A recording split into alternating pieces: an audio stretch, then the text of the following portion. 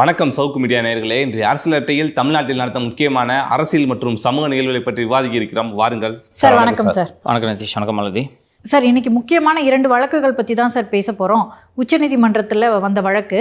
முதல் வழக்கு காலமான ஆம்ஸ்ட்ராங் அவர்களுடைய வழக்கு. சிபிஐ விசாரணை கேட்டிருந்தாங்க சார். அது தொடர்பாக தமிழக அரசு உச்சநீதிமன்றத்துக்கு போனாங்க. நாங்களே விசாரிக்கிறோம், சிபிஐக்கு மாற்றாதீங்க அப்படின்னு. உச்சநீதிமன்றத்தில் என்ன சார் நடந்தது? முதல்ல உங்களுக்கு தம்பு சொல்லிடுறேன். சிறை செல்லும் அருண் ஐபிஎஸ், இது ஒரு தம்பா வச்சுங்க. அடுத்தது என்னன்றதை பின்னாடி விவாதிச்சுக்கலாம். இன்னொன்று சார், இந்த நாள் திமுகவின் கருப்பு நாள் என அனுசரிக்கப்படுகிறது. நேற்று திமுகவின் கருப்பு நாள். ஃபஸ்ட் இந்த ஆம்ஸ்ட்ராங் வழக்கு பற்றி விரிவாக சொல்லிவிடுகிறேன். இந்த வழக்கு அரசு முனைப்பு காட்டி உச்சநீதிமன்றம் செல்லாது என்பதை நான் வலியுறுத்தியிருந்தேன்.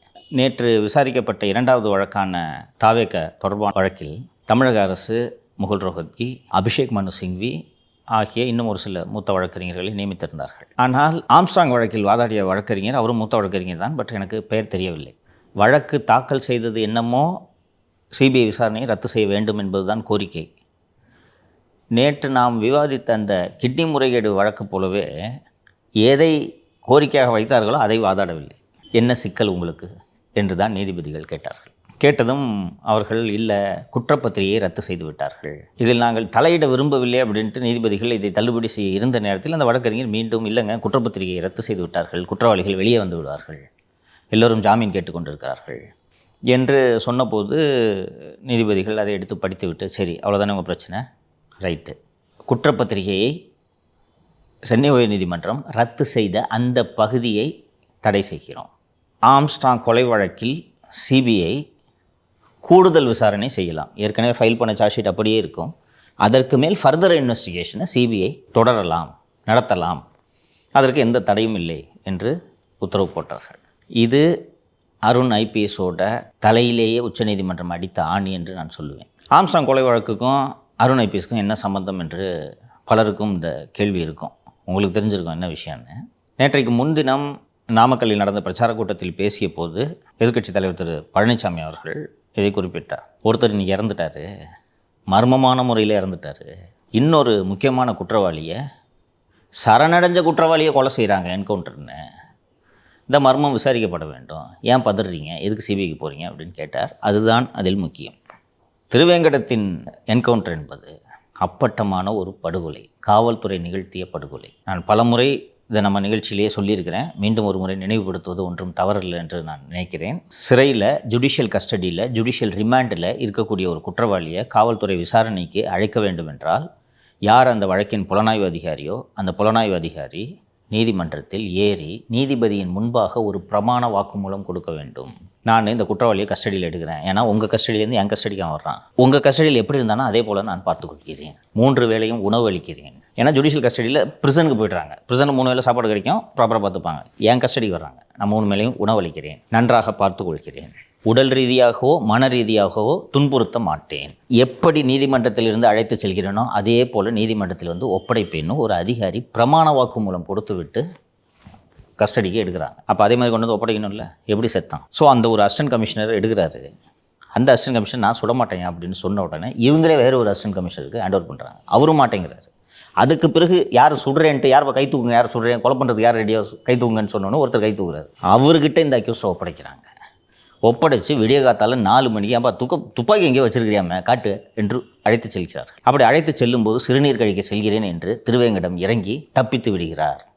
இருட்டில் ஒன்று கடிக்க போகிறானே உள்ளமாவனை அக்யூஸ்டை. துப்பாக்கி ஏந்திய போலீஸார் எத்தனை போலீஸார் பாதுகாப்புக்கு இருப்பார்கள். சாதாரண சைபர் கிரைம் கேஸில் அரெஸ்ட் ஆன எனக்கே 10 police with weapon, self loading ரைஃபிளோட. அப்போது ஒரு கொலை கேஸில், ஒரு முக்கியமான தலைவரோட கொலை கேஸில் 4 மணிக்கு முதல்ல நீ எதுக்கு கூட்டு போனேன்? தப்பி ஓடி விட்டாராம். தப்பி ஓடியதும் இவர்களாக அந்த இருட்டிலேயே தொலைவினாங்களாம். ஒரு தகர ஷெட்டு இருக்கும் இடத்தில் அவர் மறைந்திருப்பதாக தெரிய வந்ததும் சுற்றி விளைக்கும் போது அவர் மறைத்து வைத்திருந்த துப்பாக்கி எடுத்து சுட்டாராம். தற்காப்புக்காக இவர்கள் திருப்பி சுட்டதில் திருவேங்கடம் இறந்து விட்டாராம். இந்த அம்புலி மாமா கதையை குழந்தை கூட நம்பாது. இதையும் ஒரு கதை என்று சொல்லி இவர்கள் அரங்கேற்றி விரைவாக குற்றப்பத்திரிகை தாக்கல் செய்து தப்பித்து விடலாம் என்று நினைத்து தப்பித்து விட்டார்கள். அவர் சுட்டதில் எதுவும் யாரும் காயமடைஞ்சாங்களா? அது சகர கொட்டகையில் பாய்ந்து விட்டது. இதுவும் விசாரிக்கப்படும் சிபிஐயால். அதில் அந்த கொலைக்கு காரணமானவர்கள் ஒருவர் கூட தப்பிக்க முடியாது. என்ன காரணம்னா, நான் பலமுறை சொல்லியிருக்கேன், திருப்பியும் சொல்கிறேன், CBI is a professional agency. வழக்கு சிக்கிச்சுன்னா அந்த வழக்கை ப்ரொஃபஷனலாக நீதிமன்றம் பாராட்டும்படி விசாரணை செய்து முடிக்க வேண்டும் என்பது இந்தியா முழுக்க இருக்கக்கூடிய சிபிஐ அந்த ஏஜென்சியோட தன்மை. அது ஒரு சின்ன துரும்பு விடாமல் தோண்டிடுவாங்க. நான் சிபிஐயில் பணியாற்றிய பல அதிகாரிகளோடு பழகியிருக்கிறேன். அதனால் சிபிஐ எப்படி செயல்படும் என்பது எனக்கு தெரியும். ஸோ இந்த ஆம்ஸ்ட்ராங் கொலை வழக்கில் அது அரசியல் பின்புலம், செல்வம், வாலி எல்லாம் பின்னால், அது தனி, அதை பார்த்துக்குவாங்க. அந்த வழக்கில் இருக்கிற குற்றவாளி தானே இவர். அப்போ இவர் ஏன் கொல்லப்படுகிறார்? விசாரிப்பாங்களாங்க சார்? எப்படி விசாரிக்காமல் தவிர்க்க முடியும் என்று நான் கேட்கிறேன். இந்த கேஸில் ஒரு அக்யூஸ்டுமா அவன் தப்பிச்சு போனான்னு சொல்கிறீங்க. எப்படி தப்பிச்சு போனான்? இந்த வழக்கில் சம்மந்தப்பட்டவன் தானே, எப்படி தப்பித்து சென்றான்? நிச்சயமாக இது விசாரிக்கப்படும். சரியா? எப்படி அவர்கள் உறுதியாக மாட்டுவார்கள் என்று நான் சொல்கிறேன் என்றால், அந்த சம்பவ இடத்துக்கு அப்போது சட்டம் ஒழுங்கு ஜேசியாக இருந்த டாக்டர் விஜயகுமார், எஸ்பி திரு சிபி சக்கரவர்த்தி, இன்னும் சில அதிகாரிகள் எல்லாம் அங்கே போய் பார்வையிடுகிறார்கள். இவங்கெல்லாம் விடிய காத்தால 1:30 மணியே போயிட்டாங்க. அங்கே அத்தனை பேரோட டவர் லொகேஷன் அந்த சம்பவத்தில் காட்டும்.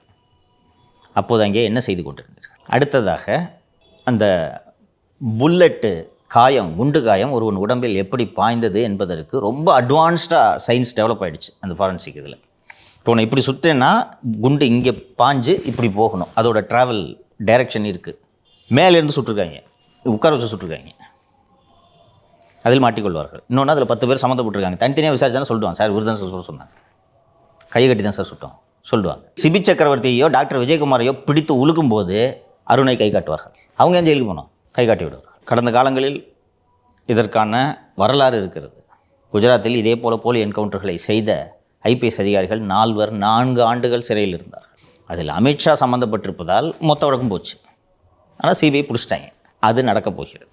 அதோடு சேர்த்து முத்து சரவணன், சண்டே சதீஷ், அஜித் ஆகியோருடைய என்கவுண்டர், காக்கத்தோப்பு பாலாஜி, அப்புறம் சிசிங் ராஜா, இந்த என்கவுண்டர்களும் சேர்த்து சிபிஐ விசாரிக்காது.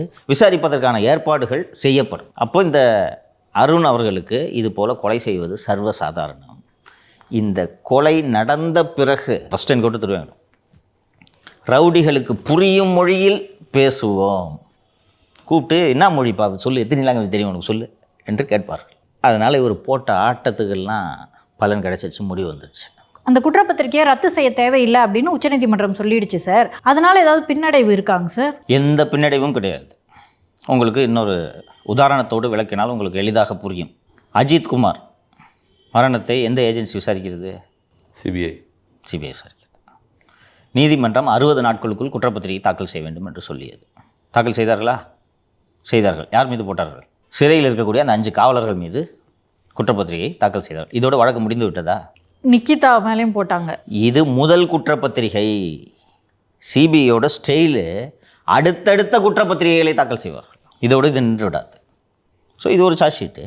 இன்னொன்று, court has empowered the agency to conduct further investigation. Further இன்வெஸ்டிகேஷனில் பழைய இன்வெஸ்டிகேஷனே தப்பு என்று தெரிகிறது, முடிந்து போய்விட்டது. ஒன்ஸ் கோர்ட் ஆர்டர் ஆகி ஏஜென்சிக்கு போயிடுச்சுன்னா தேவ் காட் ஃபுல் பவர். நான் கூட என்ன நினச்சேன்னா, இப்போ குற்றப்பத்திரிகை இருந்துச்சுன்னு வச்சுங்க, அவங்க எது வரைக்கும் விசாரிச்சிருக்காங்களோ அதுலேருந்து தொடங்கணும், அதுலேருந்து தான் தொடங்குவாங்கன்னு வச்சுக்கலாம். அப்போ இந்த அக்யூஸ்டுகளெல்லாம் விசாரிக்கும் போது, சார் அவன் அப்படி மாற்றி சொல்லியிருக்கான், போலீஸ் இப்படி தப்பாக ரெக்கார்ட் பண்ணியிருக்காங்கன்றது நீ விசாரித்து சரி செய்யணுமா இல்லையா? அப்போ அவங்க எழுதுனதை நாங்கள் தொடவே மாட்டோம்னு சொன்னால் விசாரிக்கிறது என்ன இருக்குது இல்லை? ஏன்னாங்க சார், திருமதி ஆம்ஸ்ட்ராங் சொல்லியிருந்தாங்க அரசியல் தொடர்புகள் இந்த கொலையில் விசாரிக்கப்படவே இல்லை அப்படின்னு. அப்போ அதெல்லாம் விசாரிப்பாங்கல்ல சார்? ஆமாம், வாலிகாரர் மட்டும் வர அரசியல் கோணமே இதில் விசாரிக்கப்படவில்லை என்று சொல்லியிருக்கிறார்களா? எது அரசியல் கோணம்? நாகேந்திரன் ஏன் இறந்தார்? நாகேந்திரனை ரேலா மருத்துவமனையில் சிகிச்சை எடுக்கக்கூடாது என்று சென்னை மாநகர காவல்துறை ஏன் பதில் மனுவை தாக்கல் செய்தது? ரேலா மருத்துவமனையில் அனுமதித்து சிகிச்சை கொடுங்கள் என்று உயர்நீதிமன்ற டிவிஷன் பெஞ்ச் உத்தரவு போட்ட பிறகும் நாகேந்திரனை ஸ்டான்லி மருத்துவமனையில் தான் வைக்க வேண்டும் என்று உத்தரவிட்டது யார்? ஸோ கிட்டத்தட்ட 1 மாசமா பிரைவேட் ஹாஸ்பிட்டலுக்கு மாற்றுங்கன்னு சொல்லி கூட மாற்றாமல் ஸ்டான்லி ஹாஸ்பிட்டலே வச்சுருந்துருக்காங்க சார். ஏன் இந்த உத்தரவு ஏன் பின்பற்றப்படவில்லை? அப்போ நாகேந்திரன் இறக்க வேண்டும் என்று விரும்பினீர்களா? நீதிமன்ற உத்தரவை பின்பற்றாததன் காரணம் என்ன? இதெல்லாமும் இதில் வரும். ஏன்னா நாகேந்திரன் இந்த கேஸில் அக்யூஸ்ட். ஒரு கேஸில் கதை முடிஞ்சு.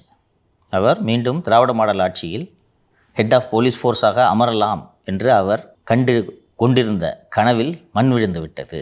சார், திரு செல்வ பெருந்தகை அவர்கள் மேலேயும் தான் திருமதி ஆம்ஸ்ட்ராங் குற்றம் சாட்டுறாங்க. இப்போ சிபிஐக்கு போயிடுச்சு. அவரை கூப்பிட்டு விசாரிக்க வாய்ப்பு இருக்காங்க சார்? 100% வாய்ப்பு இருக்கிறது. முழுமையாக வாய்ப்பு இருக்கிறது. கைது செய்யவும் வாய்ப்பு இருக்கிறது. அதுக்காக தம்ப்நெயில் மாற்றாதீங்க. சிறை செல்லும் அருண் தான். தமிழக பிஎஸ்பியோட தலைவர் திரு ஆம்ஸ்ட்ராங் அவர்கள், இந்த பிஎஸ்பின்ற கட்சி இந்தியாவில் பல்வேறு மாநிலங்களில் ஃபேமஸாக இருக்காங்க. தமிழக காங்கிரஸோட தலைவர் செல்வ பெருந்தகை இவருடைய கொலைக்காக கூப்பிட்டு விசாரிக்கப்படும் போது இதை பிஎஸ்பி கண்டிப்பாக அரசியலாக்கும். அப்படி இருக்கும்போது காங்கிரஸ் திரு செல்வ பெருந்தகை மாற்றுவதற்கான வாய்ப்புகள் இருக்காங்க சார்? தேசிய கட்சியுடைய மாநில தலைவர் கொலை வழக்கில் சிபிஐ விசாரணைக்கு அழைக்கப்பட்டால் அது அந்த கட்சிக்கு எத்தகைய பாதிப்பை ஏற்படுத்தும்? சரி, அப்படி செல்வ பெருந்தகையை மாற்றக்கூடாது என்று தமிழக காங்கிரஸார் போராட்டம் நடத்தும் நிலையில் இந்த கட்சி இங்கே இருக்கிறது. பட்டாசு வெடிப்பாங்க சத்தியமூர்த்தி பவனில். சாதி என்ற ஒற்றை அடையாளத்தில் தானே அந்த பதவியில் அவர் ஒட்டி கொண்டிருக்கிறார். இல்லைன்னா வேறு என்ன தகுதி? சுதந்திர போராட்ட தேவை அவர் உப்பு சத்தியாரத்தில் கலந்துக்கிட்டாரா? அல்லது காங்கிரஸ் கட்சிக்காக தன் உடலையே வருத்தி உழைத்து தியாகியாகி இந்த பதவிக்கு வந்திருக்கிறாரா? காங்கிரஸ் பாரம்பரியத்தை சேர்ந்தவரா? 5 கட்சி அமாவாசை தானே இவர். எது வச்சிருக்கணும்? இந்த நேரத்தில் தான் எதிரிகள் தங்கள் கத்திகளை கூர்மையாக்கி எங்கே சொருக வேண்டுமோ அங்கே சொருகுவார்கள். ஸோ வெறுமனே இந்த வழக்கு சிபிஐக்கு சென்றது என்று மட்டும் நாம் பார்க்கக்கூடாது. பல பாரதூர அரசியல் விளைவுகளையும் ஏற்படுத்தத்தக்கது இந்த வழக்கு. கமிஷனர் அருண் அவர்களும் இதில் விசாரிக்கப்பட வாய்ப்பு இருக்கு. ஜெயிலுக்கு போவார்ட்ட நீங்க நம்ம வெறுமனே விசாரணை பத்தி மட்டும் பேசுங்க. அதெல்லாம் முடியாதுமா. ஒரு நிமிஷம் இருங்க சார். விசாரணைனா சிறையில் வச்சு விசாரணை வைப்பாங்க. அப்படியா? ஆமா. அப்புறம் கைது ஏமா கொலை கேசுமா? நான் என்னமோ என் விருப்பத்தை சொல்லிட்டு இருக்கேன்னு நினைக்கிறீங்களா நீங்க? இல்ல அப்படி நினைக்கல. முதல்ல விசாரிப்பாங்க, அது உண்மையானாதானே கைது பண்ணி ஜெயிலில் வைப்பாங்க. நான் தான் இவ்வளோ தூரம் எப்படி திரும்ப கஸ்டடியில் எடுத்து சுட்டாங்கன்னு சொல்லிட்டேன். அதில் உங்களுக்கு இன்னும் சந்தேகம் இருக்கா? சார் நீங்கள் சொல்கிறதுலாம் ரைட்டு தான் சார். ஆதாரங்களை சேகரிக்கிறது கொஞ்சம் நாள் ஆகும்ல சார்? டைம் ஆகும். நாளைக்கு அரெஸ்ட் பண்ணுவாங்கலாம் நான் சொல்லல. டைம் ஆகும், ஆனால் உறுதி. அதில் சந்தேகம் வேணாம். சென்னை மாநகர கமிஷனர் மேலேயே ஒரு சந்தேகம் இருக்கும்ன்ற அடிப்படையில் திமுக அரசு அவரை மாற்றுறதுக்கு வாய்ப்பு இருக்காங்க சார்? நல்ல அரசாக இருந்தால் எப்போதும் மாற்றி இருக்கும். சுமாரான அரசாக இருந்தால் இப்போது மாற்றும். விளங்காத அரசு எப்போதும் மாற்றாது. அரசின் ஒரு மிகப்பெரிய மாநகரத்தின் காவல் ஆணையர் சிபிஐயால் விசாரணைக்கு அழைக்கப்படுவதை இந்த அரசு வேடிக்கை பார்த்து கொண்டு தான் இருக்க போகுது. எப்போ சார் அழைச்சி விசாரிக்க வாய்ப்பு இருக்கு? First investigation papers hand over பண்ணுமா. இன்றைக்கி சுப்ரீம் கோர்ட் கிளியரன்ஸ் கொடுத்துருக்கு. கிட்டத்தட்ட ஆர்டர் போட்டு எப்படின்னு 2 வீக்ஸ் ஆகிருக்கும். இன்னும் சிபிஐ டேக் ஓவர் பண்ணாமல் இருக்கிறதுக்கான காரணம் சுப்ரீம் கோர்ட்டுக்கு போயிருக்காங்க. ரிசல்ட் வரட்டும்னு வெயிட் பண்ணிட்டு இருந்தாங்க. இப்போ சுப்ரீம் கோர்ட் ஆர்டர்ஸ் வந்துருச்சு. There is no stay. CBI investigation can continue. CBI can conduct further investigation சொல்லிட்டாங்க. இனிமேல் பேப்பர்ஸ் வாங்கிட்டு விசாரணை தொடங்கும். நீங்கள் சொல்கிறத பார்த்தா நீங்களே ஏதாவது ப்ரூஃப் எல்லாத்தையும் எடுத்து அனுப்புவீங்க போல சிபிஐக்கு. அப்புறம் வேறு என்ன தான் வேலைன்னு எனக்கு நினச்சிட்டு இருக்கேன். 20 கேஸ் பொய் கேஸ் போடுவேன். ஆஃபீஸில் வேலை செய்கிறவன் பைக்கை ராத்திரி 12 மணிக்கு தூக்கிட்டு போவேன். விசாரணைன்னு கூப்பிட்டு தினந்தோறும் டார்ச்சர் பண்ணுவேன். குடியிருக்கிற வீட்டுக்கு போலீஸ் அனுப்பி மிரட்டுவேன். விஜய் ரசிகர்களுக்கு பொண்ணு கொடுக்காதுன்ட்டு பேசுகிற பைத்தியத்தை ஏவி விடுவார். நான் இன்னும் ஒன்று மாதிரி சட்டவிரோதமாக செய்கிறேன், இது என் கடமை. அப்போ பதிலுக்கு இந்த ஆதாரத்தை எடுத்து சார் கொலை குற்றவாளி சார் கைது பண்ணுங்க சார்ன்ட்டு சொல்ல மாட்டேன்னா? சிபிஐ எல்லா அதிகாரியும் தெரியும் எனக்கு. அண்ட் சிபிஐ எப்படிப்பட்ட ஏஜென்சினா ஆதாரங்கள் எங்கே இருந்தாலும் சேகரித்து கொள்வார்கள். இவங்களை மாதிரி தேடி வரட்டும்லாம் உட்காந்துருக்க மாட்டாங்க. அந்த மாதிரி அங்கே இருக்குதுன்னு சொன்னால், முக்கியமான கேஸ் இருக்குதுன்னு சொன்னால் ப்ராப்பராக போய் உட்காந்து சார் சிபிஐ டிஎஸ்பி நான் சொல்லுங்கள். ஏன்னா நாளைக்கு விசாரணையெல்லாம் முடிஞ்ச பிறகு இந்த மாதிரி இங்கே ஒரு எவிடன்ஸ் இருந்துச்சு, இந்த டிஎஸ்பி விசாரிக்காமல் விட்டுட்டாருன்னா அந்தளவுக்கு சார்ஜ் கொடுப்பாங்க. நிதிஷ்ன்ற ஒரு ஆள் முக்கியமான சாட்சி சார், அவர்கிட்ட தகவல் இருக்குது, இந்த டிஎஸ்பி அதை நிதிஷை கூப்பிட்டு விசாரிக்கலன்ட்டு உயரதிகாரிக்கு தெரிஞ்சிச்சுன்னா செத்தார் அந்த ஐயோ. ஸோ அதை விசாரிச்சுட்டு நிதிஷை விசாரித்தா நிதிஷ்க்கு எதுவும் தெரியலன்னு ஒரு ஸ்டேட்மெண்ட் போடணும். இதனால தான் உண்மையை எடுத்துருவாங்கன்ற. அதுக்கப்புறம் இந்த சம்பவ செந்தில்லாம் வேற காணோம், அவரெல்லாம் கண்டுபிடிக்க வாய்ப்பு இருக்கு. அதெல்லாம் நிறைய வாய்ப்பு இருக்கிறது. சம்பவ செந்திலே சரணடைந்தாலும் வியப்படைவதற்கு இல்லை. ஏன்னா சம்பவ செந்திலுக்கு கொலையை செய்தவர்களே குற்றப்பத்திரிகை தாக்கல் செய்கிறார்கள் என்ற அச்சம் அவருக்கு இருக்கும். நான் ஏற்கனவே சொன்னேன், திருவேங்கடத்தை சுட்டாங்க, நாகேந்திரனை சுடுறதுக்கு ட்ரை பண்ணாங்க, ஜெயிலில் சோத்தில் வசத்தை வச்சு கொண்டுட்டாங்கன்ட்டு அவர்கள் குடும்பத்தினர் சந்தேகப்படுகிறார்கள் என்பதை நான் ஏற்கனவே பதிவு செஞ்சுருந்தேன். அப்போ சம்பவ செந்திலுக்கு நம்மளையும் ஏர்போர்ட்லேருந்து இங்கே தப்பிக்க விடும்போது சுட்டுட்டோம் என்று இவர்கள் சொல்ல வாய்ப்பு இருக்குது. அந்த அச்சம் இருக்குமா இருக்காதா? இருக்குது சார். கன்ஃபார்ம். இப்போ சிபிஐ இதை செய்ய மாட்டாங்க. The fake encounters they don't do. இன்னொன்று, நாகேந்திரன் இறந்து போயிட்டாருங்க சார், அவர் ஒரு முக்கியமான விட்னஸ்ஸு. இது இந்த வழக்குக்கு பின்னடைவாக இருக்க வாய்ப்பு இருக்காங்க சார்? அதுக்கு என்னமா பண்ண முடியும்? CBI has ways and means to extract the truth. நாகேந்திரனோடு சிறையில் இருந்தவர்களை விசாரித்தால் சில தகவல்கள் தெரிய வரும். நாகேந்திரன் யாரோடு பேசினார், அவர் கூட யார் இருந்தார், அங்கே நாகேந்திரனோட பிளாக்கில் சிறை காவலர்களாக இருந்தவர்கள் அத்தனை பேரையும் விசாரிப்பார். ஒரு அவுட்லைனை வச்சு ஸ்கெட்ச் கண்டுபிடிச்சு சிறை கைதிகளை விசாரித்தாலே சொல்லிடுவாங்க சார். பட் நானே என்னை உள்ளே வச்சுருக்கீங்க, உண்மையை சொல்ல மாட்டேன்னா அதெல்லாம் சொல்லுவாங்க, வந்துடும். தினம் how to get the truth. அதனால் சிறப்பான தரமான பல சம்பவங்கள் தமிழகத்தில் நடக்க காத்திருக்கின்றன. தமிழ்நாட்டுக்கு நல்ல நேரம் பிறந்தது போல் நேற்று ஒரே நாளில் எத்தனை நல்ல தீர்ப்புகள். 4ஆம் நம்பர் கோர்ட்டு திமுகவோட தலையெழுத்தை மாற்றி அமைத்து விட்டது என்றே சொல்லலாம். திமுகவுக்கு 7.5 மாதிரி. நிச்சயமாக நமக்கும் 7.5 வந்துச்சு, திமுகவுக்கும் 7.5. அடுத்ததாக நேற்று உச்சநீதிமன்றம் விசாரித்த மிக முக்கியமாக நமது நேயர்களும் அவளோடு எதிர்பார்த்து கொண்டிருக்கக்கூடிய வழக்கு தமிழக வெற்றி கழகம் தொடர்ந்த அந்த கரூர் சம்பவத்திற்கு சிறப்பு புலனாய்வு குழு விசாரித்ததற்கு எதிராக தொடரப்பட்ட வழக்கு. அந்த வழக்கை விசாரணைக்கு எடுத்துக்கொண்டு அதோடு சேர்த்து தமிழக அரசு பதில்வாதங்கள் மற்றும் பாதிக்கப்பட்டோர் சார்பிலும் சில வழக்குகள் தொடரப்பட்டிருந்தன. அவற்றையும் சேர்த்து விசாரித்து கொண்டார்கள். இந்த வழக்கில் விசாரணையின் சமயத்தில் தான் நீதிபதி ஜே.கே. மகேஸ்வரி மற்றும் அஞ்சாரியா ஆகியோர் அடங்கிய அமர்வு தான் இதை விசாரித்தது. நாம் நமது நிகழ்ச்சியில் எழுப்பிய அத்தனை கேள்விகளையும் நேற்று உச்சநீதிமன்றம் கேட்டது. சிங்கிள் ஜட்ஜி எப்படி இதை விசாரிக்க முடியும், ஏன் விசாரித்தார்? நேற்று நிறைய வழக்கறிஞர்கள் அவங்க தாவேக சார்பில் கோபால் சங்கர நாராயணன் வாதிட்டார், மூத்த வழக்கறிஞர் அரியாம சுந்தரம் வாதிட்டார். விக்டிம்ஸோட ரிலேட்டிவ் சார்பில் தமிழகத்தைச் சேர்ந்த மூத்த வழக்கறிஞர் திரு ராகவாச்சாரி வாதிட்டார்.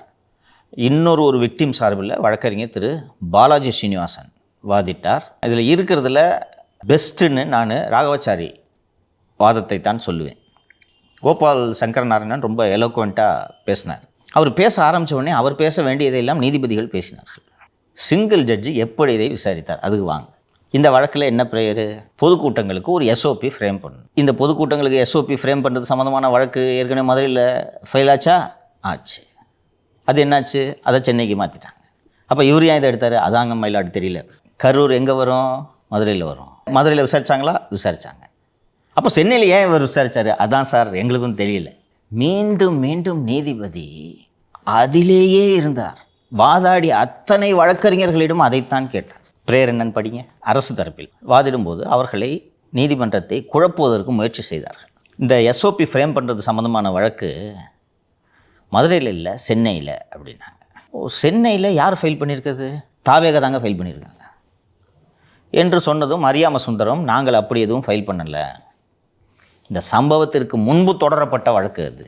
சம்பவத்திற்கு முன் நாங்கள் கூட்டத்திற்கு பிரச்சாரத்திற்கு அனுமதி கேட்டபோது நீதிமன்றம் சில நிபந்தனைகளை சொன்னபோது எல்லாருக்கும் நாங்கள் இந்த நிபந்தனைகளை நீங்கள் விதிங்க, எங்களுக்கு மட்டும் ஏன் விதிக்கிறீங்க என்று நாங்கள் கேட்டோம் அப்படின்னு சொன்னோடனே வில்சன் அவராக மாட்டி விட்டார் கவர்மெண்ட். மதுரை நீதிமன்றம் இதே வழக்கை விசாரித்த போது சென்னை உயர் நீதிமன்றத்தில் இந்த வழக்கு நிலுவையில் இருக்கே, நீங்கள் அங்கே போய் இணைந்து கொள்ளுங்கள் என்று சொல்லிவிட்டார்கள் என்று வில்சன் சொன்னதும் சரி, அப்போ இந்த சிங்கிள் ஜட்ஜி இதை எதுக்குங்க விசாரித்தார் இருக்கேன். நான் அவர் அந்த திரு லட்சுமி நாராயணன் சிறப்பாக வாதாடினார் என்று சொன்னேன்ல, ரொம்ப அழகாக சில வாதங்களை எடுத்து வைத்தார். ஹைகோர்ட்டில் ரிட் பெட்டிஷன் 30ஆம் தேதி ஃபைல் ஆகுது. மதியம் 2 மணிக்கு ரிட் பெட்டிஷன் ஃபைல் ஆகுது. 3 மணிக்கு தான் பெட்டிஷனே டெஸ்பேச் பண்ணுறாங்க. 3ஆம் தேதி சாயங்காலம் 5:30 மணிக்கு தான் டிஜிபி கிட்ட இந்த லெட்டர் கிடைக்குது. ஆனால் 4 மணிக்கு தீர்ப்பை சொல்லி முடித்து விட்டார்கள்.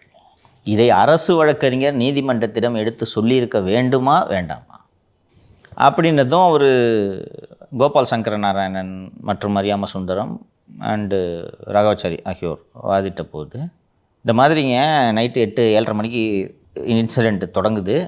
நைட்டு ஒரு 8:30-9 மணிக்கெலாம் வேகமாக இறப்புகள் எண்ணிக்கை தெரிந்து விட்டது. நைட்டு பூரா போஸ்ட்மார்ட்டம் பண்ணி 4 மணிக்கு கிரிமேஷனே முடிச்சிட்டாங்க.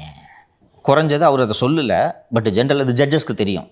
ஒரு பாடி போஸ்ட்மார்ட்டம் பண்ணுறது it will take 2 hours. Postmortem என்னன்னு தெரியல, எப்படி பண்ணுவாங்க தெரியும். உடம்புல ஒவ்வொரு பார்ட்லேருந்து சாம்பிள் எடுக்கணும். ஓகேவா? ஸ்கின் கலரு, நெயில்குள்ளே எதுவும் இருக்கா, எல்லாத்தையும் பார்க்கணும். பிரெயின், ஹார்ட் எல்லாத்துலேருந்து சாம்பிள் எடுப்பாங்க. ஜட்ஜு மொத்தம் எத்தனை டேபிள் இருந்துச்சுன்னு கேட்குறேன். போஸ்ட்மார்ட்டம் பண்ணுறதுக்கு நார்மலி ஒரு டேபிள் தான் இருக்கும். எத்தனை டேபிள் அங்கே இருந்துச்சு என்று கேட்டதும் உடனடியாக அவங்களுக்கு விவரங்கள் இல்லை. வின்சன் உதவியாளர்கிட்ட கேட்டுட்டு மில்லாடு அங்கே பக்கத்தில் ஒரு மருத்துவ மாநாடு நடைபெற்றது, அங்கிருந்து மருத்துவர்களை நாங்கள் வர வைத்து இரவு முழுக்க போஸ்ட்மார்ட்டம் செய்தோம். மாநாடுக்கு என்ன எல்லாருமே ஃபாரன்சிக் டாக்டர்ஸ் வந்திருப்பாங்க?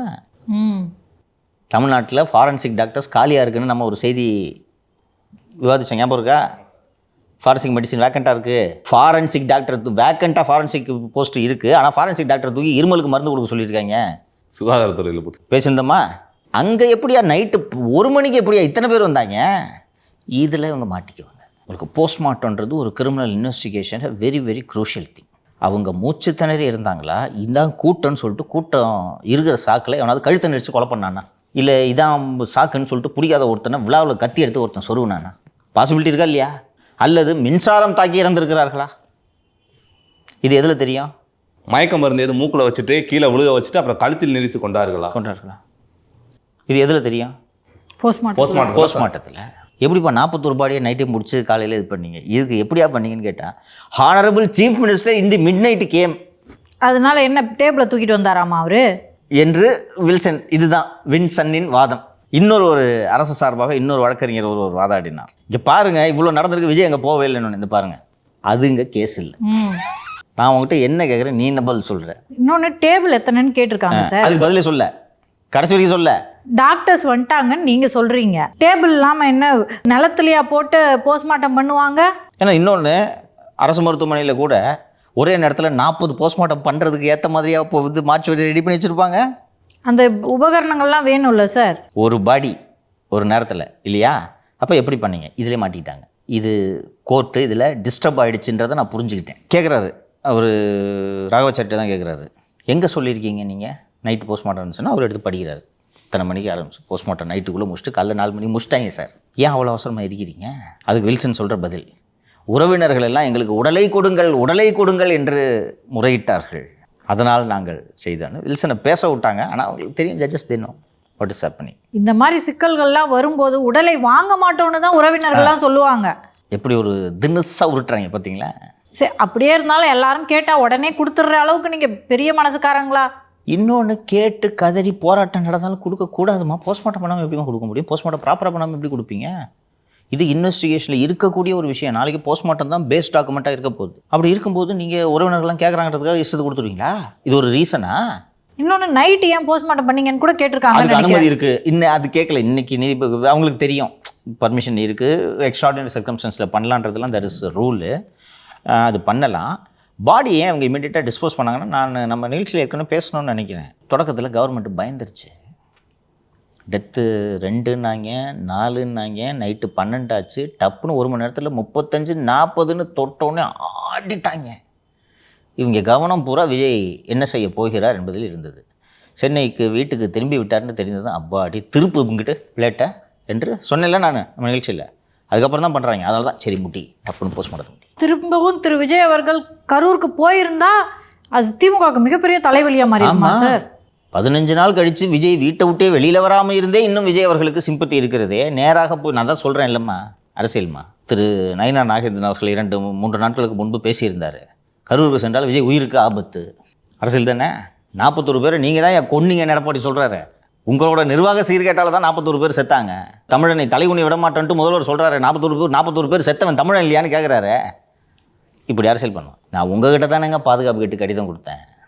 என் மக்கள் 41 பேரை கொண்டுட்டீங்கன்னு திருப்பி இருந்தால் என்ன இருக்கும்? அந்த குடும்பத்தோட ரோட்டில் உட்காந்துருக்கணும், அவ்வளோதான். இன்னொரு விஷயம் சார், அப்போவே அரசு பயந்துருச்சுன்ற அடிப்படையில் திரு விஜய் அவர்கள் போயிருந்தாலும் தொற்றுக்க பயந்துருப்பாங்க சார். எப்படிமா தொட முடியும்? இல்லை, கல்லால் அடிக்கிறது ஏதோ ஒன்று கூட சொல்கிறேன். கல்லாலெல்லாம் அடித்தா வாங்கணும் அழுதி. உயிர் போய் உட்காந்துருக்கா, இன்னும் ஒரு கல் அடி வாங்க மாட்டீங்களா? லீடு தானே நீங்கள். அப்போ அங்கே போய் என் மக்களோடு நான் சாலையில் அமர்றேன்னு சொல்லியிருந்தா என்ன இருந்திருக்கும்? வேற மாதிரி. உங்களுக்கு தெரியல, என்ன பண்ணுறதுனே தெரியல. ஷாக்கு. வீடியோ போடலான்றதுக்கே 4 நாள் ஆகுது. உங்களுக்கு போகலாமா வேணாமன்றது முடிவு பண்ணுறதுக்கு 12 நாள், போகிறதுக்கு இன்னொரு 10 நாள். அந்த வீடியோலேயே ஆடியோ இருந்தால் அவனுக்கு அவன் பிரச்சனை. கேட்க முடியல, நோட்ஸ் எடுக்கணுமே. நான் ஆடியோ இன்க்ரீஸ் பண்ணி, ஆடியோ எடிட் பண்ணி, என்ஹான்ஸ் பண்ணி போட்டாங்க. இல்லைன்னா அதை யூஸ் பண்ண முடியாத ஒரு ஆடியோ தான். நம்ம தான் வந்த உடனே பார்த்தோமே. ஸோ இதை யூஸ் பண்ணியிருந்துக்கணும் நீங்கள். ஸோ நான் சொல்வது போல் அன்றைக்கி இரவு அரசு பயந்துச்சுன்னா தான் அன்றைக்கி ஏற்கனவே சொன்னேன்ல, சிஎம் ஆடிட்டார். என்ன இப்படி பண்ணிட்டேன். தீர்ப்பு ஒத்தி வைக்கப்பட்டிருக்கிறது. திரு ராகவாச்சாரி வாதிடும்போது கூடுதலாக அவர் சொன்னது ஒன்று என்னவென்றால், விசாரணை ஆணையத்தை இது போன்ற ஒரு வினோதமான வழக்கை நீங்கள் பார்க்க முடியாது. நள்ளிரவில் விடிய காலையில் 1:30 மணிக்கு முதல்வர் விசாரணைக்கு உத்தரவிடுகிறார். விசாரணை ஆணையம் அமைக்கிறார். ஒரு நபர் விசாரணை ஆணையம் அமைக்கிறது. அவர் விக்டிம் சார்பாக தானே வாதாடுறாரு. மறுநாள் ஞாயிற்றுக்கிழமை வழக்கமாக அரசு அலுவலகங்கள் இயங்காது. ஆனால் அன்று விசாரணை ஆணையத்துக்கான அரசாணை வந்தது.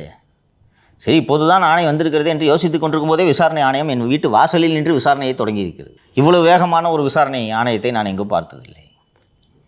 இந்த ஆணையம் விசாரணை இப்படி நடத்தி கொண்டிருக்கிறது. ஆனால் இவர்கள் அதிகாரிகள் அரசின் மீது தவறில்லை, காவல்துறையின் மீது தவறில்லை, ஆளுங்கட்சி சம்பந்தப்பட்ட யார் மீதும் தவறில்லை என்று பேட்டி கொடுத்து கொண்டிருக்கிறார்கள். இதில் எப்படி விசாரணை ஒழுங்காக நடக்கும் என்று அவர்கள் வாதிட்டார்கள். அரசு தரப்பில் சிங்வியும் வில்சனும் மீண்டும் மீண்டும் வாதிட்டது என்னவென்றால், தமிழகத்தின் ஜேம்ஸ் பாண்ட் அஸ்ரா கார்கே விசாரிக்கும் போது உங்களுக்கு என்ன சந்தேகம்? அவர் என்ன சாதாரண அதிகாரியா? அஸ்ரா கர்க் சிபிஐயில் பணியாற்றியவர் அவர். சிபிஐயில் பணியாற்றியவர். அவர் எப்படிப்பட்ட அதிகாரி தெரியுமா? அப்பப்பா 8 நீதிமன்றங்கள் அவரை சிறப்பு அதிகாரியாக நியமித்திருக்கிறது. அவரை நியமித்த பிறகும் உங்களுக்கு சந்தேகமா? தேவையில்லாமல் சிபிஐ விசாரணைக்கு கோருகிறார்கள் என்று இவங்க வாதிடும் போது அவங்க எதிர்த்தரப்பில் தாவேக்க தரப்பில் இவங்க இப்படி பேசுகிறதாங்க எங்களுக்கு சந்தேகத்தை கிளப்புது. பெரிய பெரிய அதிகாரிகள் எல்லாம் வந்து ஒன்றும் நடக்கலை, கவர்மெண்ட் மேலே தப்பு இல்லை அப்படின்னு சொல்லும்போது எப்படி விசாரணை சரியாக நடக்கும் அப்படின்றதுக்கு திருப்பி இவங்க அஸ்ராகருக்கு மீதே சந்தேகமா? அப்படி தான் நீ வாதிட்டாங்க. சிங்வி அதான் வாதிட்டார்.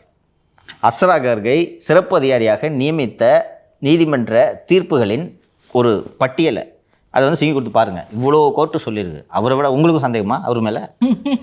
சஜ்ஜை பார்த்து கேட்குறாங்க. ஆமாம், சந்தேகம் தானே. அவங்க இப்போ நோஸ் கட் பண்ண போகிறாங்க. அதுதான் நடக்கும். இறுதியாக இன்னொரு விக்டிம் சார்பில் வழக்கறிஞர் திரு பாலாஜி ஸ்ரீனிவாசன் அவர்கள் வாதிட்டார். ஒரே பாயிண்ட் தான், நச்சுன்னு போட்டு போயிட்டார். பாதுகாப்பு கொடுத்தோம்னு சொல்கிறாங்களே, ஒழுங்காக பாதுகாப்பு கொடுத்துருந்தானே ஒரு போலீஸ்காரர் வந்து செத்துருக்கணும்ல, போலீஸ் எதாவது செத்தாங்களான்ட்டார். கேட்டாருப்பா, ஏன் சாகலை தெரியுமா? ஒருத்தருமே அங்கே இல்லை. அப்போ எப்படி பாதுகாப்பு கொடுத்துருக்க முடியும்? டிஜிபி அண்டு அமுதா 500 போலீஸ்ன்னு சொன்னாங்களா, இங்கே 600 போலீஸ்னாங்க. வில்சன் எடுத்து அதே லிஸ்ட்டை படிக்கிறாரு. அவங்க எல்லா ஸ்டாண்டர்டாக ஒரு லிஸ்ட் அடித்து எல்லோரும் காப்பி கொடுத்துட்டாங்க. ஒரு ஐஜி, ஒரு டிஐஜி, 2 எஸ்பி, 2 வரிசையாக. அப்போ இங்கே 500னாங்க, அங்கே 600ன்றாங்க. 600 ஆகிடுச்சு. அடுத்து மறுபடியும் போனால் 700 ஆயிடும், கூட்டிகிட்டே போவாங்க. ஸோ இறுதியாக எல்லாவற்றையும் கேட்டுவிட்டு வில் பாஸ் ஆர்டர்ஸ் அப்படின்னு தேதி குறிப்பிடாமல் ஒத்தி வைத்திருக்கிறார்கள். Guessing by the mood of the court, they know something is not right. Gopal Sankara Narayanan படிக்கும்போது இந்த சென்னை உயர்நீதிமன்ற சிங்கிள் ஜட்ஜோட தீர்ப்பை விலாவரியாக படித்தார்.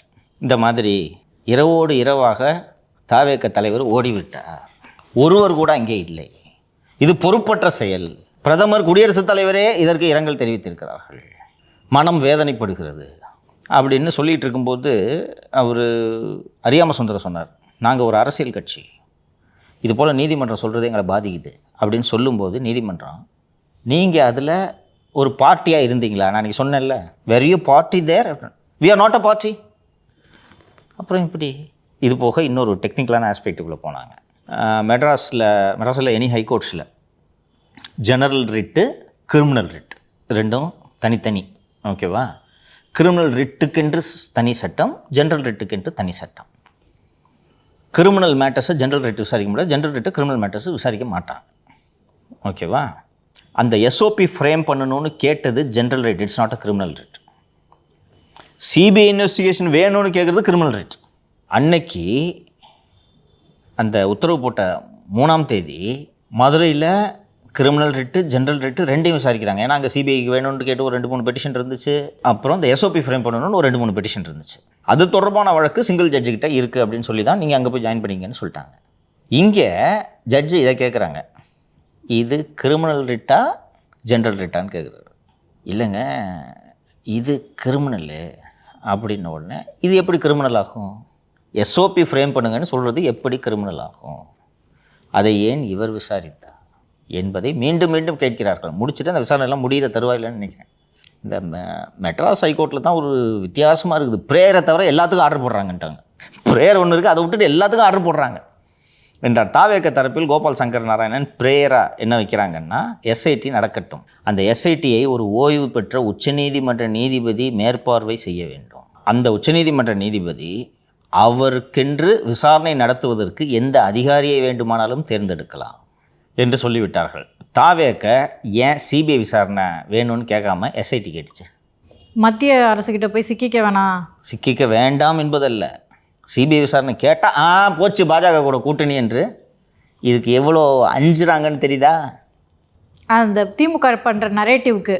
இது அந்த சொந்த கட்சிக்காரன் அடினா அவர்கள் எழுதி கொடுத்த மனு அரசியல் தற்கொலை. காலாகாலத்துக்கு அந்த ஆவணம் நின்று பேசும். அவங்க தொண்டர்கள் மன்னிச்சுட்டு போகலாம், அரசியல் பார்வையாளர்கள் ஒருபோதுமே மன்னிக்க மாட்டார்கள். அப்போ ஏன் பயப்படுறாங்கன்னு தெரியுதா? அப்போ கரூருக்கும் போகணும், ஆனால் கரூருக்கு போகும்போது எவனும் பைக்கு கொண்டு வந்து வண்டி கீழே விட்டுறக்கூடாது. அதுக்கு ரொம்ப வந்தானே அடிங்க சார், நான் பத்திரம் போயிட்டு வரணும், இன்சிடென்ட் எல்லாம் போயிட்டு வரணும். அவருக்காக தானே சார் இன்னமும் என் உயிர் போனாலும் பரவாயில்ல தலைவனுக்காக நிற்கிறேன்னு சொல்லிட்டு நிற்கிறாங்க. அதான் உயிரே போனாலும் பரவாயில்ல நிற்கிறல, 4 அடி வாங்க போலீஸ்கிட்ட, வாங்க மாட்டியா? அப்போ வராத, ரிஜெக்டட். ஓட்டு அது வேணும், அஃப்கோர்ஸுங்க. இப்போ இன்னைக்கு நயினார் நாகேந்திரன் அவங்க எதிர்பார்க்கல அந்த லெட்டர் லீக் ஆகும்னு. என்னம்மா பேசுகிறீங்க? எதிரிகிட்ட கொடுக்குறீங்க லெட்டர், எப்படிம்மா லீக் ஆகாமல் இருக்கும்? இன்னொன்று எதிரி பார்த்தோன்னே என்ன தமாசா எழுதிக்கிறாங்க லெட்டர் கொடுப்பா, யாராக இருந்தாலும் லீக் பண்ணுவாங்க. முன்னாடியே நீங்கள் அனுமதி வாங்குறதுக்கு கொடுத்த கடிதமே லீக் ஆகுது, இதை லீக் பண்ண மாட்டாங்களா? எப்படி லீக் ஆகாமல் இருக்கும்? வீடு வாங்கும்போது, புதுசாக வீடு வாங்கியிருக்கோம்ல, அந்த வீடு வாங்கும்போது உங்கள் மாலதி இல்லை வேண்டாம் அப்படின்ட்டு இப்படி யோசிச்சுட்டு தாங்கிட்டு இருந்தாங்க. ஏன் அப்படின்னா, இல்லை டாக்குமெண்ட்டு ஒருவேளை வந்துட்டான், உறுதியாக வருது, வரும்னு நினச்சிட்டு வாங்க, உறுதியாக வருது, 100% வருது. இவனும் தப்பு பண்ணல, கள்ளக்கடத்தல் பண்ணி வாங்கல, உழைச்ச காசில் வாங்குறீங்களா, எதுக்கு பயப்படுறீங்க? வரட்டும், வந்துச்சு என்னப்பா. ஸோ வருன்றது தெரியணும். ஏன்னா அந்த சில்லற பசங்க என்ன பண்ணுவாங்கன்றது தெரியும் எனக்கு. ஓ இங்கே கூடியிருக்கானா, டவர் லொக்கேஷன் இங்கே காட்டுது, அப்போ எங்கே அந்த வீடு, அப்போ அதுக்கு சப் ரிஜிஸ்ட்ரார் ஆஃபீஸ் எது, இந்த சப் ரிஜிஸ்ட்ரார் ஆஃபீஸ் 10 நாளில் ரிஜிஸ்டர் டாக்குமெண்ட் காட்டுங்க, சங்கர் இல்லை மாலதி பேரில் என்ன இருக்குன்னு பாருங்கள் சார், மாலதி பேரில் டாக்குமெண்ட் அது கொடுக்காது, இந்தப்பா அப்படின்ட்டு இந்த டபரா வாயர்களிடம் கொடுத்தால் அவர்கள் இதை பெரிய புலனாய்வு போல எடுத்துக்கொண்டு இதை செக் பண்ணுறீங்களே, அப்போ யூடியூப்பில் வர வருமானம் செக் பண்ணிங்கன்னா எப்படி வாங்கினாங்கன்னு ஈஸியாக கண்டுபிடிச்சிக்கலாம். அது அவர்கள் நோக்கம் அல்ல. அவங்களுக்கு எது தேவையோ அதை மட்டும் எடுத்துக்கிறாங்க. இன்னொன்று இப்போ ஒருவேளை சர்வீஸ் அப்பார்ட்மெண்ட்லேயே நீடிச்சிருந்தோன்னா இந்த நாயெல்லாம் கூப்பிட்டு வந்துட்டு பயங்கரமாக ஹாரஸ் பண்ணியிருப்பாங்க. அந்த சர்வீஸ் அப்பார்ட்காரங்களாம் தயவு செய்து கிளம்பி விடுங்கள் அப்படின்னு சொல்லியிருப்பாங்க. அதுதான் அவங்களோட நோக்கம். ஒரு இடத்துல உட்காரக்கூடாது, நீங்கள் இதை எதிர்பார்க்கணும். நான் இதை எதிர்பார்த்தேன், வரும்னு எதிர்பார்த்தேன். லேட்டு முதவிங்க ஒழுங்காக கண்டுபிடிக்கல. அதான் நான் நினச்சேன், என்ன உளவுத்துறை இவ்வளோ பொறுமையாக விழாவை சிறப்பித்து விட்டு வந்து. அதனால் நீங்கள் இதை எதிர்பார்க்கணும். இப்படி தான் பண்ணுவாங்க. இவ்வளோ நாளாக பார்க்குறேன், அடுத்து என்ன பண்ண போகிறான் தெரியாது. அது சொல்ல வேண்டியதெல்லாம் சொல்லிட்டோம், தொடர்ந்தும் சொல்லி கொண்டிருப்போம். இப்போ இந்த எஸ்ஐடி தொடருமாங்க சார்? அஷ்ராகாருக்கு தலைமையில் இல்லைனாலும் ஏதோ ஒரு எஸ்ஐடி தான் வந்து தொடருமா? அது கோர்ட் ஆர்டர்ஸை பொறுத்து. தாவேக்காவோ யாரோ சிபிஐ கேட்டிருக்கலாம்ல? சிபிஐ கேட்டிருக்கலாம், விக்டிம்ஸ் கேட்டிருக்காங்கல்ல சிபிஐ வேணும்னா. நீதிபதி தலைமையில் ஒரு எஸ்ஐடி அமைங்க அப்படின்னு சொல்கிற ப்ரேயர் நல்ல ப்ரேயர் நினைக்கிறீங்களா? உண்மை தெரியணும்னா அந்த பாருங்க, உண்மை தெரியணும்னா எக்ஸிஸ்டிங் ஏஜென்சிகிட்ட கொடுத்தீங்கன்னா ஜம்முன்னு பண்ணுவாங்க. அவங்களுக்கு புலனாய்வு பண்ணுறது தான் வேலை. எஸ்ஐடின்னு போனீங்கன்னா புதுசாக ஒரு எஸ்ஐடி ஃபார்ம் பண்ணி இங்கே வேலை செஞ்சு அதுக்கு ஒரு டீமை போட்டு ஜஸ்டிஸ் கிடைக்கிறதுக்கு இட் மே டேக் டைம். இங்கே ப்ராப்பராக பண்ணுவாங்க. அரசியல் காரணத்துக்காக நீங்கள் இந்த ஏஜென்சி வேண்டான்னு சொல்கிறதுலாம் அறிவீனம், அவ்வளோதான் நான் சொல்லுவேன். It's bad on their part. இதே மாதிரி அஜித்குமார் விவகாரத்தில் எஸ்ஐடி தான் கேட்டாங்க. ஞாபகம் இருக்கா? தாவேக்கோட டிமாண்டு எஸ்ஐடி தான். யாதவ் தான் ஃபுல்லாக விமர்சனம் பண்ணிட்டு இருக்காங்களேங்க சார். அவர் ஆல்ரெடி சொல்லிட்டாரு, சிபிஐ கோரிக்கை எதுக்கு நீங்கள் வைக்கிறீங்க, அது லேட் ஆகுன்ற ஒரு காரணமா அப்படின்னு சொல்கிறாரு சார். அதெல்லாம் நம்பி கட்சி நடத்துகிறார் விஜய். இயேசு கிறிஸ்து அவரை காப்பாற்றட்டும். God bless you. அது நான் உன்னுடனே இருந்து செய்யும் காரியங்கள் பயங்கரமானதாக இருக்கும். அது ராஜகுரு கூட இருந்து அவர் தான் காரியம் பண்ணிட்டு இருக்கார். தமிழ்நாட்டின் உண்மையான பத்திரிகையாளர் என்று அறியப்படும் நக்கீரன் அவர்கள் வந்து ஒரு கருத்து சொல்லியிருக்கார் சார். ஜனநாயகன் படத்துக்காண்டி அந்த கேரவனுக்குள்ளே ஒரு கேமரா வச்சு மக்களை ஃபுல்லாக கூட்டி அதை படமாக எடுத்துக்கிருக்காங்களாம் சார். எவ்வளோ பெரிய அறிவு குறைபாடு உடையவருக்கு திரு கோபால் என்பது புரிகிறதா? அதாலும் மீசையில் தீயை தான் வைக்கணும். மீசை மட்டும்தான் பெருசாக இருக்குது, மூளை இல்லை. அவங்ககிட்ட தான் சினிமா ரிப்போர்ட் இருக்காங்களே, செக் பண்ணனா ஷூட்டுக்கிட்டலாம் முடிஞ்சு போஸ்ட் ப்ரொடக்ஷன் போயிட்டுருக்குன்னு சொல்கிறாங்க. பொங்கல் ரிலீஸ்க்கு இப்போ ஷூட் பண்ணிட்டு இருப்பியா நீ? அவ்வளோ பெரிய படத்துக்கு 1 2 இப்போது நீ உனக்கு கல்யாணம் ஆகுது, அதை வீடியோ எடுக்க மாட்டியா? எடுப்பு. அவங்க நிகழ்ச்சி அது, அவங்க பிரச்சாரத்திற்கு பயன்படுத்தி கொள்வதற்காக அந்த வீடியோ எடுக்க மாட்டாங்களா? எடப்பாடி போகிறாரு, எத்தனை கேமரா இருக்குது தெரியுமா கூட, எடுக்க மாட்டாங்களா? அதை எடுத்து ஜனநாயகனுக்கு தான் பயன்படுத்தணுமா? ஜனநாயகனுக்கான படப்பிடிப்பை அந்த படத்தின் தயாரிப்பாளர் செய்வார். விஜய் ஏன் செய்ய வேண்டும்? விஜய் லூஸா? தயாரிப்பாளர் செலவு பண்ண வேண்டிய காசெல்லாம் எங்கே நீங்கள் செலவு பண்ணாதீங்க, நான் எடுத்துறேன் ஷூட். எந்த ஹீரோ அது செய்வாரா? அது இவ்வளோ பெரிய ஹீரோ செய்வாரா? துளி உண்டு அறிவு இருக்கா? ஆனால் மக்களின் மூளையை மழுங்கடிப்பதற்கு, விஜய் மீது கோபத்தை திருப்பி விடுவதற்கு எல்லாவற்றையும் அவர்கள் செய்வார்கள். எந்த இழி காரியத்தையும் செய்ய தயங்க மாட்டார்கள். உனக்கு நீ ரேஷனலாக இப்போ நான் சொன்னேன், இவ்வளோ மேட்டர் சொன்னேன், நீ இதெல்லாம் எதையும் திங்க் பண்ணாமல் வெறுமனே ஜனநாயகன் ஷூட்டிங்க்கு கேமரா வச்சுருந்தாங்கன்னு தோணுச்சுன்னா 41 பேர் செத்துருக்கான் பாடுறா, அவன் ஷூட்டிங் பார்க்குறான்னு தானே தோணுவாங்க. இது ஒரு மூத்த பத்திரிகையாளர் செய்யலாமா? அதை ஏன்னா இவங்கள தான் உண்மையான பத்திரிகையாளர் சொல்கிறாங்க. அப்போ இவங்களெல்லாம் இறக்கி விட்டு இப்படி பேச வைக்கிறாங்கன்னா எவ்வளோ திமுக பயந்து போயிருக்குது. ஆனால் கரூர் சம்பவம் தொடர்பாக போலீஸே அவங்கக்கிட்ட அந்த வீடியோஸ்லாம் கேட்டிருக்காங்க சார். கேட்டிருக்காங்க, கொடுத்துட்டாங்க. சரி, ஜனநாயகன் ஷூட்டிங்க்கு எடுத்தால் கூட என்னப்பா தப்பு? 41 பேர் சாவாங்கன்னு யோசிச்சா கேமரா வச்சாங்க. அப்படி எடுத்து பயன்படுத்தி கொண்டாலும் அதில் என்ன தவறு? என்ன தவறு? தவறு ஏதாவது இருக்கா? சட்டவிரோதமா? என்ன தப்பு? க்ரௌட் ஷாட் எடுத்துக்கிறாங்க, ஸோ வாட்? விஜய்க்கு சம்பளம் கொடுக்க முடிஞ்ச ப்ரொடியூசரால் இவ்வளோ கூட்டத்தை கூட்டி ஒரு படப்பிடிப்பு நடத்த முடியாதாங்க சார்? பாட்டுக்கே இவ்வளோ கூட்டம் கூட்டுறாங்க சார் அவங்க. இதை ஒரு மேட்ருன்னு வந்து வீடியோ போட்டு இருந்தாலும் பேசுகிறாருன்னா இருந்தாலும் ஒரு அறிவு என்னன்னு தெரியுதா? இந்தால தான் அரசகவி ராம் கொண்டாடிட்டு இருக்காரு. இவங்களெல்லாம் மக்கள் ஒதுக்கி தள்ளுவாங்கப்பா, பார்த்துக்கிட்டே இரு.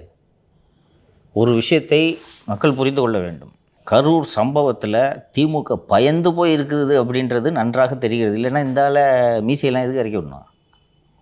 இவ்வளோ பேர் எதுக்கு இறக்கி விடணும்?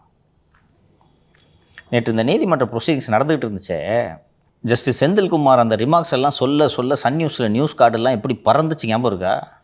நீதிமன்றம் எழுப்பிய கேள்விகள் அப்படின்னு போட்டு, விஜய்க்கு தலைமை பண்பே இல்லாதவர் அப்படின்னு போட்டு வரிசையாக அந்த கேள்வியெல்லாம் போட்டு why bro wrong bro Sun நியூஸில் நியூஸ் காட்டு இன்னைக்கு போடுறா. இப்போ போடு. நேற்று காலையிலேருந்து சாயங்காலம் வரைக்கும் பேசுனாங்களே நீதிபதிகள், போடுங்க. 41 பேர் இறந்துருக்காங்க. ஆ, அதில் ஜட்ஜி ஒரு ரிமார்க்ஸ் கொடுக்குறாரு, அதில் போய் உங்கள் க்ரியேட்டிவிட்டியை காட்டிட்டு இருக்கீங்க. Why bro very wrong bro. புதிய தலைமுறை இன்னைக்கு அச்சு நடத்த ஆரம்பம். பாரு நீ வேடிக்கை, புதிய தலைமுறை எப்படி என்ன அடிக்க போகிறாங்கன்னு பாரு. இனிமேல் அவங்களுக்கு போச்சு. ஒரு வாரமாக இன்னும் இப்போ ஒரு வாரம் மேலே ஆச்சு கொடுக்கல அரசு கேபிள் இணைப்பு. ஏதோ கொஞ்சம் பேர் தான் பார்க்குறாங்க. பார்க்குறவங்கெல்லாம் மனம் மாறட்டும். புதிய தலைமுறை பார்ப்பவன் ஒருவன் கூட திமுக வாக்களிக்க கூடாதுன்னு முடிவு எடுத்தா என்ன பண்ணுவேன்? எடுத்துருவாங்க. நம்ம ஒரு திட்டிருக்கோம்ல, சண்டை போடுங்களா, ரோசம் இல்லையா உங்களுக்கு அப்படின்னு. இன்னும் கொஞ்சம் ரோசம் வந்திருக்குன்னு நம்புகிறேன். ஸோ நீதிமன்ற தீர்ப்பு விரைவில் வரும். சீக்கிரமாக ஒரு 2-3 நாட்களுக்குள் உத்தரவு வரும் என்று நாம் எதிர்பார்க்கலாம். Judges were very concerned and will pass proper and fit orders என்று நம்பலாம். அந்த ஆர்டரையும் நம்ம என்னன்னு பேசுவோம். அந்த விரிவாக பேசலாம். நன்றி சார். நன்றி.